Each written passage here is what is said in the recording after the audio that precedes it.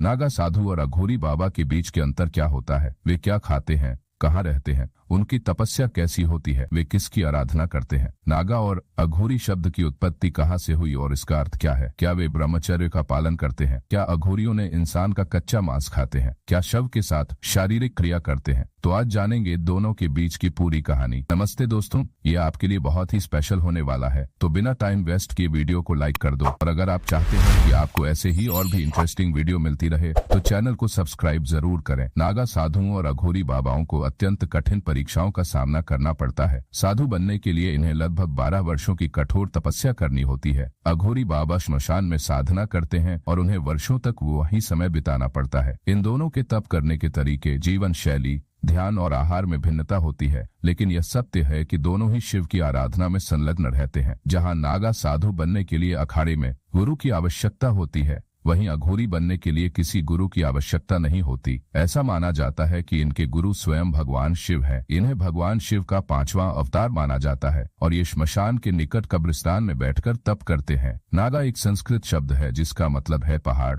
यानी कि जो साधु संत कैलाश पर्वत पर गुप्त रूप से तपस्या करते हैं वह नागा साधु कहलाए जाते हैं। अघोरी शब्द का अर्थ संस्कृत में उजाले की ओर होता है। इस शब्द को पवित्रता और सभी प्रकार की बुराइयों से मुक्ति के प्रतीक के रूप में भी देखा जाता है। हालांकि अघोरियों का रहन सहन और उनके तरीके इसके बिल्कुल विपरीत प्रतीत होते हैं। नागा साधु कपड़ों के बिना रहते हैं और वहीं अघोरी साधु जानवरों की खाल से अपने तन का निचला हिस्सा ढकते हैं। शिव भगवान की तरह ही ये जानवरों की खाल को पहनते हैं। ऐसा कहा जाता है कि नागा साधु के दर्शन करने के बाद अघोरी बाबा के दर्शन करना भगवान शिव के दर्शन करने के बराबर है। अघोरी श्मशान में 3 तरीके से साधना करते हैं: श्मशान साधना, शव साधना और शिव साधना। इस पंथ को साधारणत औघड़पनत भी कहा जाता है। नागा साधु और अघोरी बाबा की तपस्या जितनी कठिन होती है उतना ही उनके पास काफी अद्भुत शक्तियां भी होती हैं। नागा साधु मनुष्यों को भगवान की विशेष कृपा के बारे में बताते हैं, वहीं अघोरी बाबा अपनी तांत्रिक सिद्धि से मनुष्यों की समस्याओं का निवारण करते हैं। जीवन को जीने का अघोर पंथ का अपना ही अलग अंदाज है। अघोरपंथी साधक ही अघोरी कहलाते हैं। अघोरियों के पास हमेशा एक इंसानी खोपड़ी जरूर रहती है। अघोरी मानव खोपड़ियों को भोजन के पात्र के रूप में इस्तेमाल करते हैं।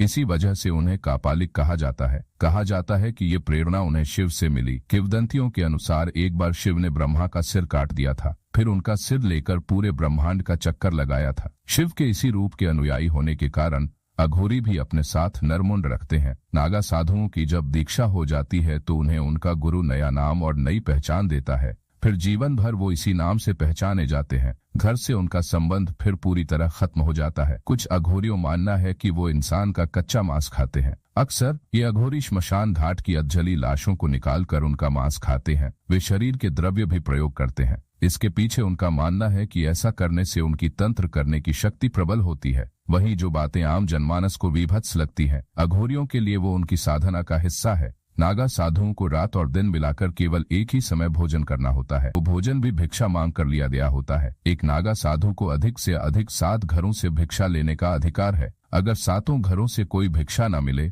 तो उसे भूखा रहना पड़ता है। जो खाना मिले उसमें पसंद नापसंद को नजरअंदाज करके प्रेम पूर्वक ग्रहण करना होता है। अगर आपको ये वीडियो पसंद आया हो तो एक लाइक जरूर करें